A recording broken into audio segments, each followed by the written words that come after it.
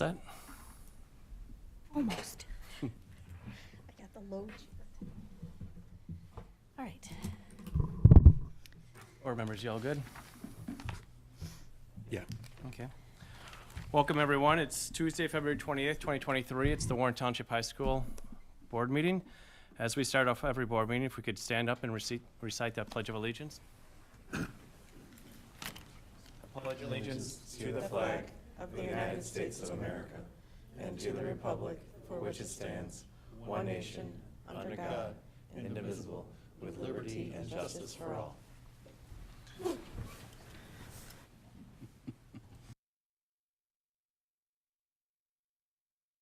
Thank you. First up is the approval of the agenda. Do we have any changes to the agenda tonight?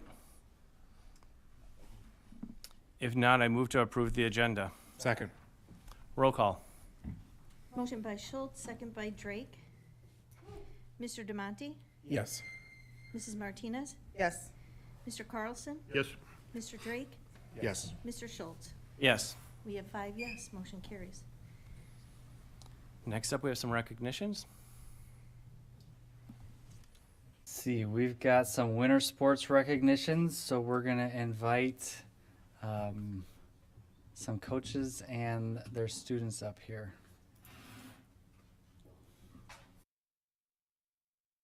Good evening. I am Mary Kovac. I am the girls' head gymnastics coach at Warren. I'm here tonight to recognize Amanda Heyman for her excellent season and her state championship. Woo!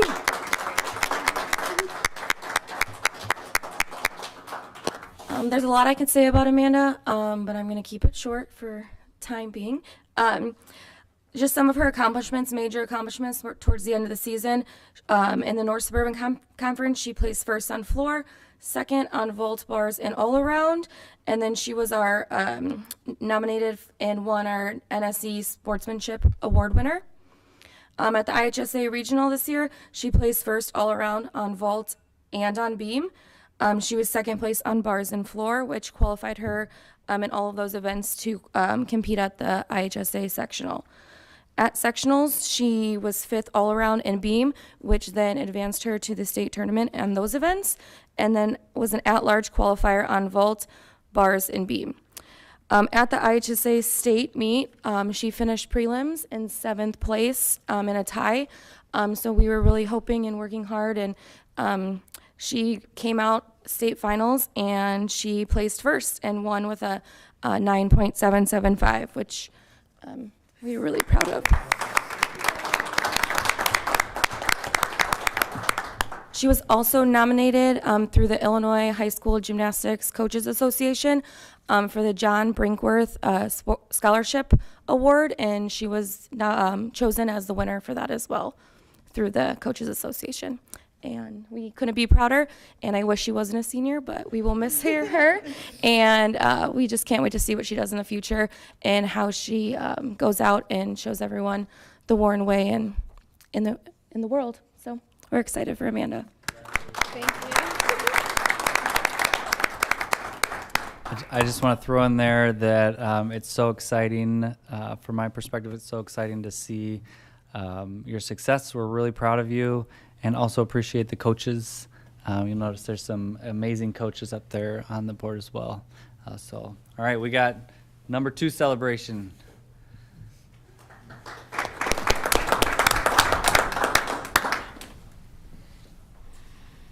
Thank you very much. Congratulations to Ms. Kovac and Amanda. That's awesome. Thank you, Dr. Danny, the board, administration for being here. The last couple of weeks have been pretty exceptional in the wrestling program. We've had a couple parades, one for the state qualifiers in general as far as individuals, and then for the team as well. And so the team is, or the schools come together, been cognizant of the announcements that have been going out there and doing things we haven't done before. So thank you. It's been an incredible atmosphere that has been provided. So it's been fantastic. Just trying to share that.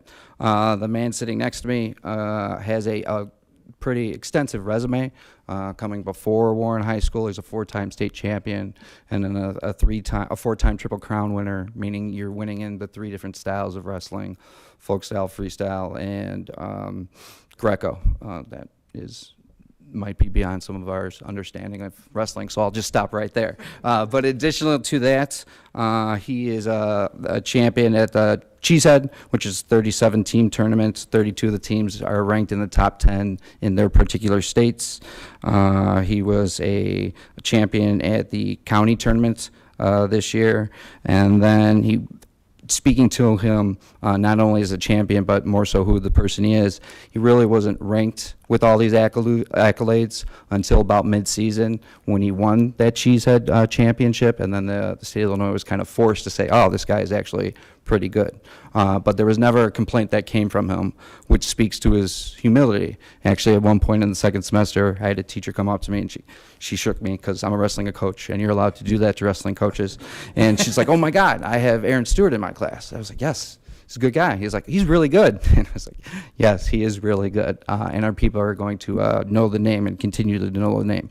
But he won't lose that humility because it's one of his great traits. And I know his parents right there won't let him use that humility as well, which is fantastic. His work ethic is exceptional, second to none. I do not say this to make anyone feel bad because I did not work out either, but as of 17 minutes ago, he was also getting an additional workout in today for wrestling outside of his track practice.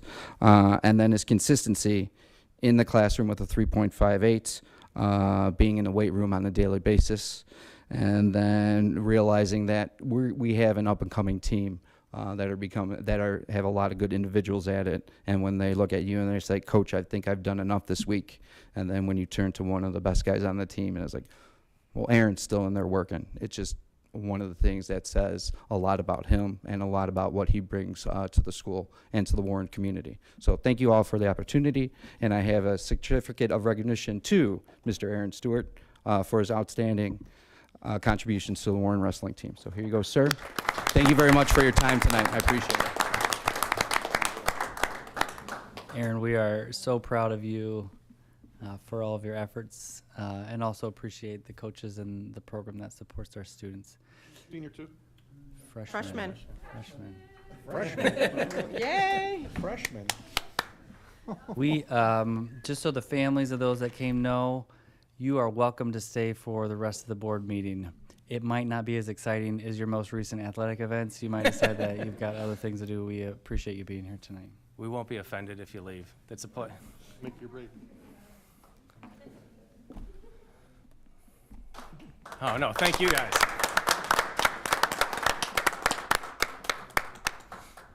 Wrestling is the toughest sport on the planet, period.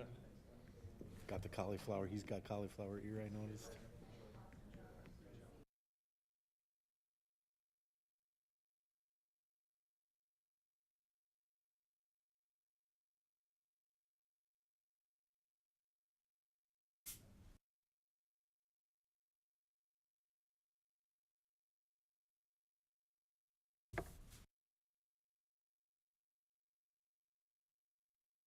Standing.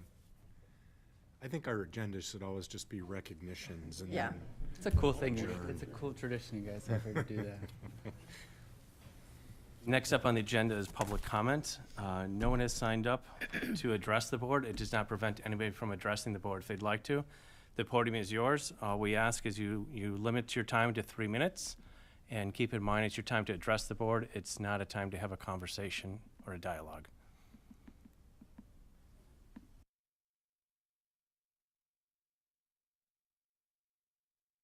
Anyone? That being said, we're going to move on to the president's report. There's nothing to report this week, so we're going to skip right over to committee reports. Start with this one. There was an insurance committee meeting that took place, and the minutes are in there from the January 12th meeting that we had, and then the most recent one, we had a committee meeting on February the 1st.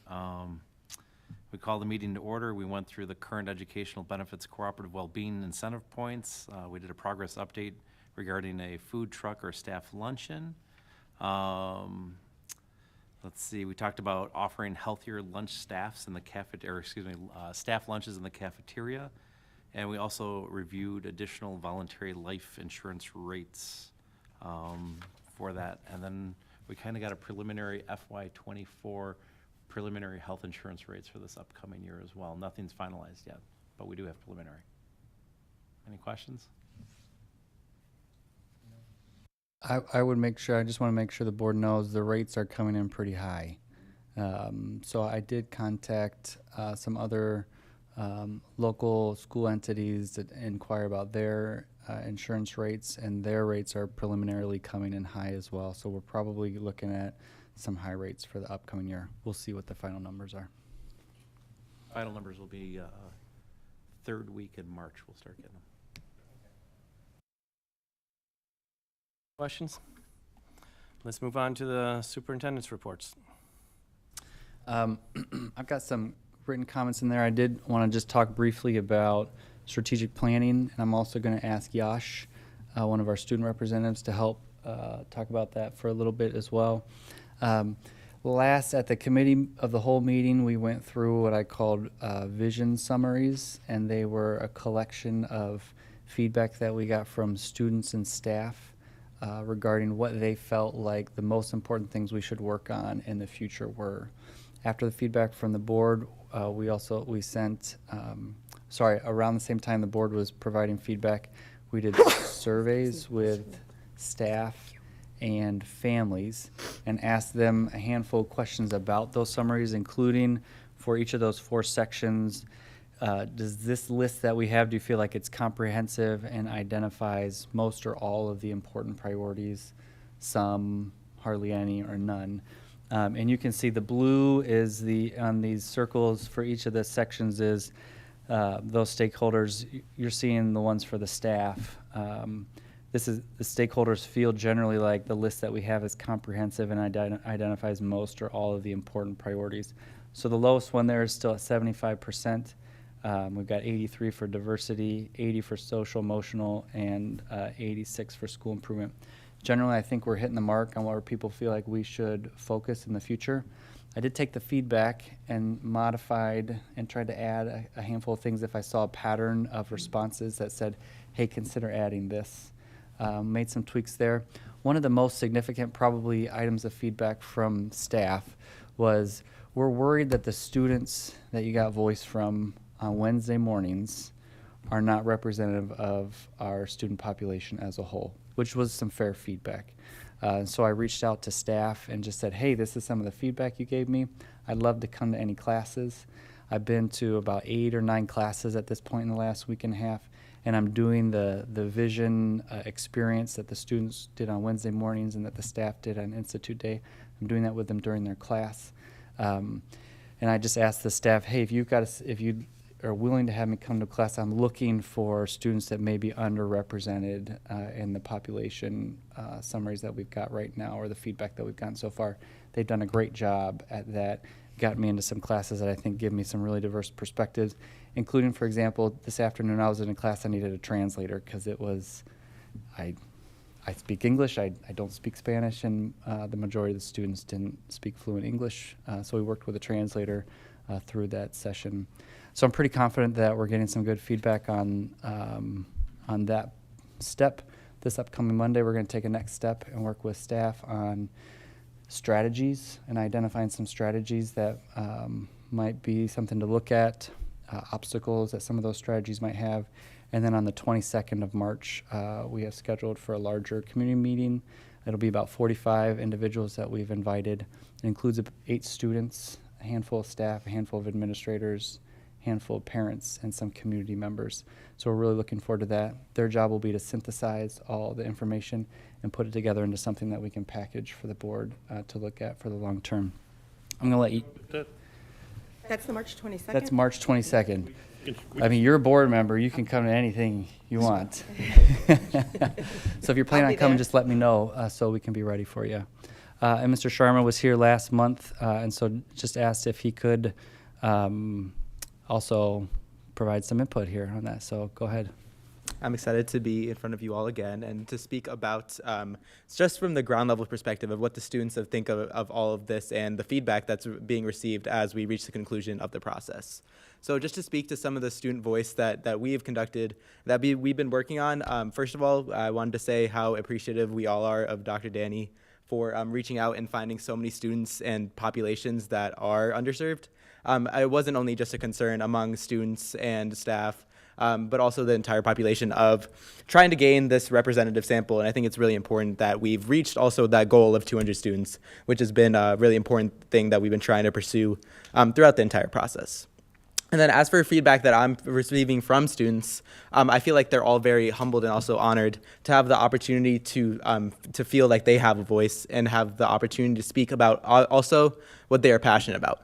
Having the option to choose between the different fields and really be able to direct their interest directly to a student has been really, really meaningful. And as we reach the final step of the process with the March 22nd board meeting and having those 8 students here, we hope we can help start to put some things into action. And that's been what has been reflected from the students is getting those small victories. And that's something that we hope to see in the future. And even on March 6th, having the student presence there. And we hope to also not just have had input in the strategic planning process, but also built a greater community between students and teachers. I know especially for our group of 20 to 25 facilitators that have been pretty consistent, they've been able to build a relationship with quite a few teachers. And we hope that that's able to range throughout as we move forward, not in general for the community of Warren. So you can see here on the picture on the left, this is Yash just over here on a Wednesday morning, and he's leading a conversation with about 20 other students all by himself. And that's what our student leaders are doing. Ms. Love and I are making sure they get set up and they have their resources, and then I go off to my office and do other work, and they lead those conversations, and then they give me summaries afterwards. It's been really cool. And on the right is just an image of a class where we're doing the similar process in a classroom. Thanks for taking that lead. It's awesome, thank you. Exciting. Yeah. They say one of the greatest fears you can have is public speaking right before dying, and obviously you don't have that problem. But I was just kind of curious as to your input in terms of what was Dr. Denny said a little earlier about the representation of the students as a whole. You got a percentage of students who are going to stand up and talk. Yeah, 100%. You've got a very small percentage. You got a larger percentage who will stand up and participate. You got 80% that are afraid to stand up in English class. How do you anticipate getting that 80% involved, or do you?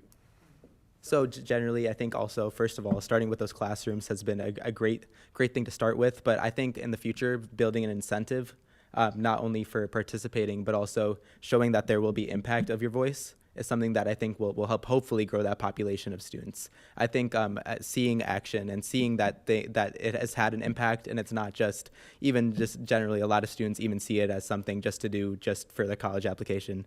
That's a reality. But seeing that there's a built-in incentive, hopefully that will help motivate more students to do it. But also I think I foresee in the future, hopefully, those more classroom-esque interactions. And as we were trying to work in even lunchroom interactions, building something that is more quick and more interactive, more receptive to students who may not be willing to give that time in the mornings or may not be willing to stand out for in the sense that they would attend something that's after school even. You have the structure to do that? Would you do like monthly meetings, or how would you do that? So our original plan was to conduct it during lunch and just do they could stop by and just put a sticky note on. Yep, and just put a sticky note up on a board for something really quick, and exchange it for a piece of candy. Quick little incentive, and makes everyone happy. So, yeah. I'm curious, since we've got Mr. Sharma here as well, I know he and Ms. Owini were here a couple weeks ago to participate in the Committee of the Whole meeting. The board had talked a little bit about in the prior months about maybe trying to involve students in some of our board conversations. So since he's here, I don't know if we want to, I did include just a short section in my report about, I am curious if there's any feedback from that experience, or in the future, continuing to involve them formally in giving some student representatives a seat at the table. Yeah, I'm all for that. I think that would be really good. It was phenomenal. Chairs over here. Yeah, if we had 2 students sitting up here every time we meet, I think that'd be a great thing. I mean, because they have a whole different perspective than what we have, and we need that perspective. Absolutely. Excuse me. I'm not sure how we would structure it, but it would be nice every now and again to rotate the kids. I think it could be a good application when they apply for college and university or whatever it is that they're doing, to say they experienced it. So trying to give that to as many students as we can, not continually rotate. I mean, it's nice to see the same face a few times, but I don't know, half a year, some kind of marker is might be good. In addition to that, maybe a compromise. You get a couple of students who will become more and more familiar with us, but bring in 2 others on a periodic Well, that could be basis. too. Yeah. That way you get the best of both worlds. Yeah. And I agree that it doesn't matter who it is, as long as I think having one person per campus is a necessity to give both of those. There's such a duality in the perspectives from me and Addie, especially like just as seen as at the last board meeting. I think it's important. All I'm saying is that, with the exception of you, most students that come in here the first time are going to be naturally somewhat reticent. And Yeah. I think that would be overcome over a period of time with a couple of people that would come in normally, but you also shift in a couple of periodically. Just my suggestion. Yeah. I mean, I would want to get to a point where you guys feel comfortable enough where you guys are letting us know Yeah. your thoughts and insight to stuff that we're discussing and we're voting on, or even topics and concerns on the inside of the school building that would never get to us, but we should know. Exactly. Even just if that came in the form of like serving as like ex officio non-votings, and then Exactly. and then having a report. You gotta run for election. Yeah. Yeah. Probably, it would probably be good for the board to expect that the superintendent is spending some extra time helping them prep for the meeting to help with some of this, because this is a new experience for them. Even if they're doing it multiple times, some of the topics are things that some of you have years of experience in, or your professional life relates to it. And so, like last time, Yash and Addie and I met for about half an hour before the board meeting, and I can help them identify areas that are good for them to speak up. In other words, good idea. Yeah, good idea. It's actually in your board policy. It's your idea. We're just It was already in the board making policy. making sure It's that nice happens. to see it actually coming to fruition. I appreciate Yeah. it, though. I'll take the credit. Actually, to be honest, Yash contacted me a couple days ago and was like, I want to come to the board meeting Not again. surprised. Yeah. So, any other questions we got for Yash? Anything you got for us, sir? I don't think so. Okay. Thanks, Josh, for everything. Thank you. Keep doing a good job. I don't have anything to report that's not already in the agenda, unless there are questions about any of the specific items. Board have a question on a specific item?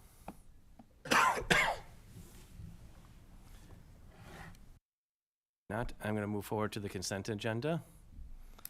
I move to approve the consent agenda items as presented, which includes personnel recommendations per Exhibit A, numbers 106 through 113, as presented, and athletics, activities, and volunteer personnel recommendations per Exhibit B, numbers 54B and 55B. The payment of the bills dated February 28th, 2023, in the amount of $3,721,608.48. The regular meeting minutes and executive session minutes of February 14th, 2023. Second. Roll call. Excuse me, motion by Schultz and second by Martinez. Mr. Drake? Yes. Mr. Demonte? Yes. Mr. Carlson? Yes. Mrs. Martinez? Yes. Mr. Schultz? Yes. 5 yes, motion carries. Next up under discussion items, we've got Dr. Engel talking about the 2022 audit. I'm actually going to hand it over to our auditor. This is Nick Cavalieri, who's going to be going through the audit presentation tonight for the FY22 school year. Well, good evening, everyone. Thanks for having me here tonight. I know that the board members have all received the financial statements and a communication report from the auditor in your board packets. They're all also on your desks as well. I'm just going to provide kind of a brief high-level overview of the financial statement audit and then open the floor to any questions that the board may have. So we completed our audit and we issued our opinion on the district's financial statements. That opinion is an unmodified audit opinion. That's essentially the highest level of assurance that you can receive from the auditor that the financial statements are presented fairly in accordance with the modified cash basis of reporting. That's the basis of reporting that the district chooses to use. It doesn't necessarily give consideration to amounts that are owed to the district at the end of the fiscal year or amounts that the district owes to others, things like accounts receivable and accounts payable. It's more on a cash basis. But that particular basis is an acceptable basis of reporting. We also conducted a single audit for the district. It's a federal compliance audit because you utilized over $750,000 of federal awards. The two major programs that we audited was the child nutrition cluster, which is predominantly your food service program, lunch and breakfast, and then also I believe it was the education stabilization fund, which is the ESSER funds that everyone is very familiar with at this point in time. The type of opinion that we rendered on those particular programs was an unmodified opinion on the compliance, and we also did not identify any risks in internal controls. So a clean audit opinion on the compliance with those two programs. One of the things that we do when we conduct an audit is we essentially perform a lot of different tests. We confirm revenues, we look at expenditures, confirm cash and investment balances, perform a lot of analytic reviews. And during that process, if we have any adjustments that we identify, we'll report those to management, talk about them, make sure that everybody agrees that they're necessary. We also are required to communicate those to the governing body. So this particular audit cycle, we had some adjustments during the audit. We identified some reclassification entries between various funds for where revenues were placed. And, these are not things that are necessarily, in my opinion, the highest concern regarding that they weren't recorded. They were just recorded in the wrong fund. So we have those bulleted out in the governing body communication report, just so that you're aware that we had adjustments that were identified. As a result of those, they were recorded in your financial statements. There's no errors in the reports. Just something for the administration to keep a closer eye on to make sure that those adjustments don't repeat necessarily again. We've had several meetings during the course of the audit. Before we issue the report, I think everybody is pretty well versed in what was necessary to be corrected moving forward. There was also some matters that were identified on a teacher's retirement report. It's an annual report. So some of the amounts that were reported on there had an anomaly that we necessarily identified early on. We talked with the administration. They were, to some extent, familiar with it due to the new reporting system with the TRS Gemini reporting. It's complicated, I think is probably the easiest way of saying it, and troublesome to some extent in the sense that the administration couldn't quite fix it as fast as they had wanted to, but ultimately did work with TRS to get this matter resolved. Our responsibility is simply to report these to you so that you're aware that they took place. There's a corrective action plan that's in place, and I think everybody is working towards not having it happen again. Financial results, I won't necessarily get into and bore you and read those numbers to you. Everyone does have a copy of those reports, but I didn't necessarily see anything that was concerning in the financial results for fiscal year 2022 as well. Would be more than happy to take any questions that you may have on the audit or the financial statements themselves. I think we're all good. Thank you. Okay, thank you. Thank you.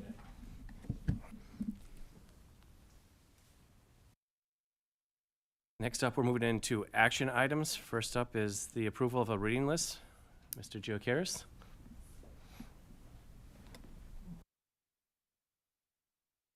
So every year, our academic departments that have required readings submit a list of novels and other readings that are required in our courses for the board to review.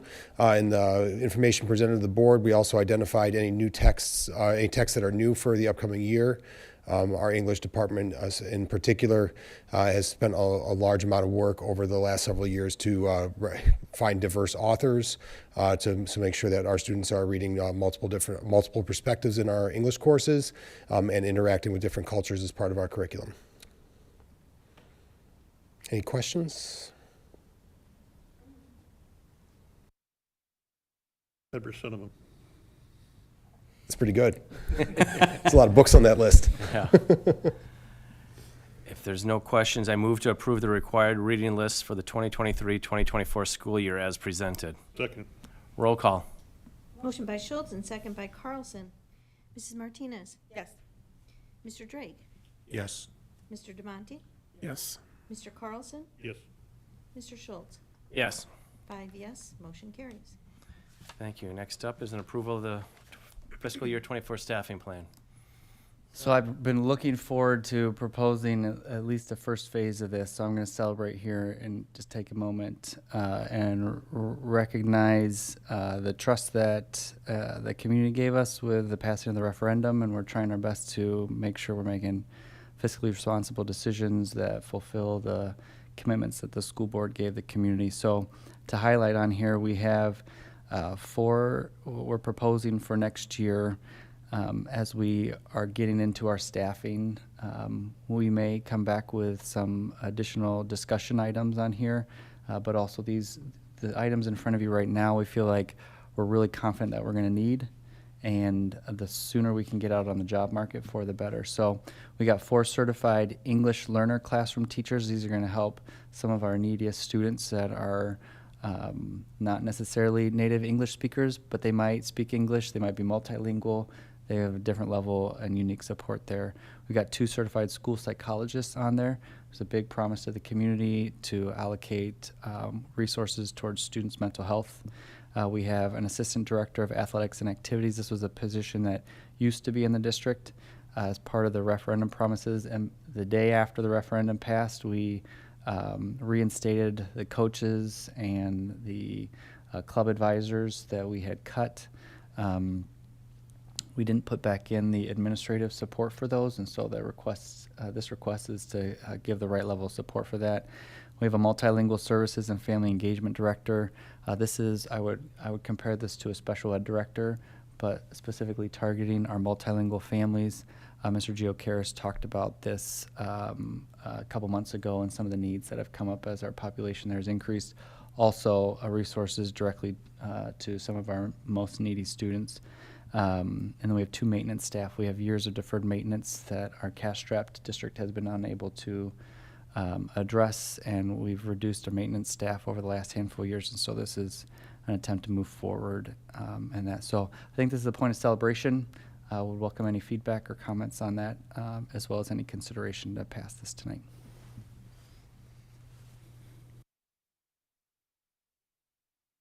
All good. That being said, I move to approve the fiscal year 24 staffing plan as presented. Second. Roll call. Motion by Schultz and second by Drake. Mr. Carlson? Yes. Mr. Demonte? Yes. Mrs. Martinez? Yes. Mr. Drake? Yes. Mr. Schultz? Yes. 5 yes, motion carries. Thank you. Next on is onto a towel service agreement. Dr. Engel. I have some pretty exciting towel news for everybody here. Looking forward to this. Currently, we're with Aramark, and we've been having some towel issues going back and forth. The pandemic was not good to them as it wasn't good to us, but kind of sat down with them and renegotiated our contract with them. And keep a long story short, we went from towel pricing from 12 cents a towel down to 8.5 cents a towel. Unfortunately, mop heads went from 4 cents or 3.5 cents to 4 cents. So, but in essence, we're saving the district about $4,500 a year in pricing for towels.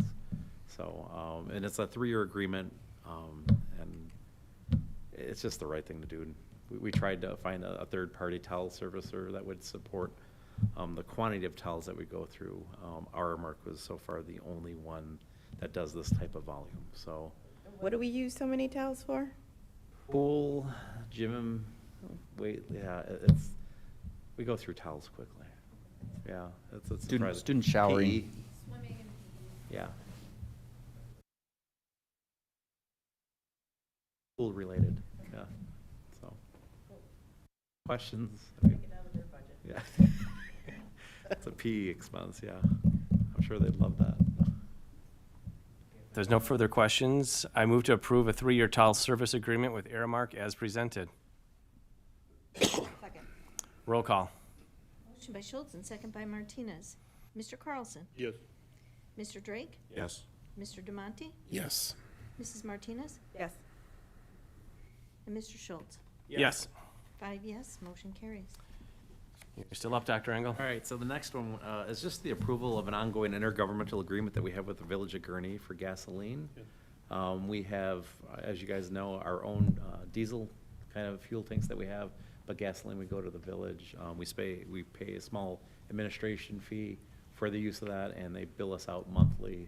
It's been a great working relationship with them, and it's saving us quite a bit of money instead of us putting in a gasoline depot out at, so.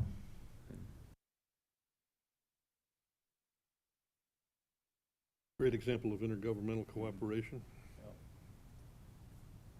I move to approve the intergovernmental agreement with the Village of Gurnee for regular gasoline. Second. Roll call.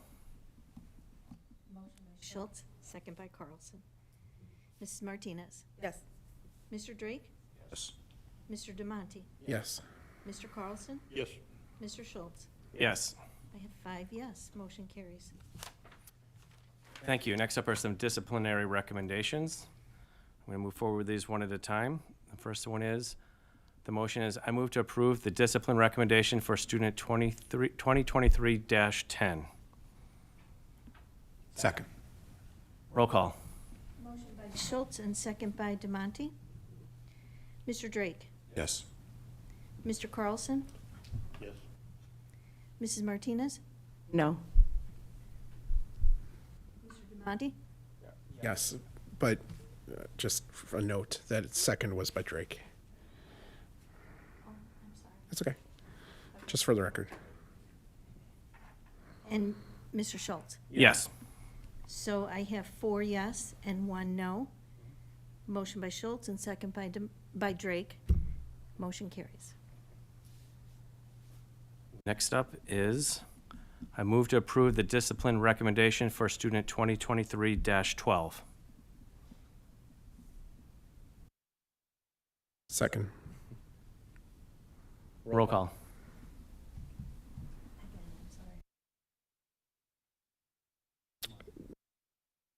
There's an echo in here tonight, so Tony and I sound a lot alike on the microphone. Schultz and second by Demonte. Mr. Carlson?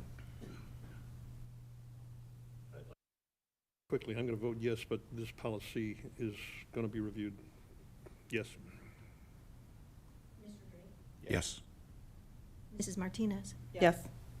Mr. Demonte? Yes. Mr. Schultz? Yes. I have 5 yes, motion carries. Next up is the motion, I move to approve the discipline recommendation for student 2023-13. Second. Motion by Schultz, second by Martinez. Mr. Drake? Yes. Mr. Demonte? Yes. Mr. Carlson? Mrs. Martinez? Yes. Mr. Schultz? Yes. 5 yes, motion carries. Next motion, I move to approve the discipline recommendation for student 2023-14.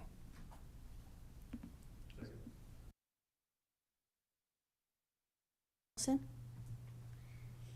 Mrs. Martinez? Yes. Mr. Demonte? Yes. Mr. Drake? Yes. Mr. Carlson? Yes. Mr. Schultz? Yes. 5 yes, motion carries. Last one is a motion to approve the discipline recommendation for student 2023-15. Second. Schultz, second by Drake. Mr. Demonte? Yes. Mr. Carlson? Yes. Mrs. Martinez? Yes. Mr. Drake? Yes. Mr. Schultz? Yes. 5 yes, motion carries. Anything else under action items? If not, I move to adjourn the meeting. Second. Second by Drake, roll call. Motion by Schultz, second by Drake. Mr. Demonte? Yes. Mr. Carlson? Yes. Mrs. Martinez? Yes. Mr. Drake? Yes. Mr. Schultz? Yes. 5 yes, motion carries. Thank you, everyone. Stay safe, stay healthy.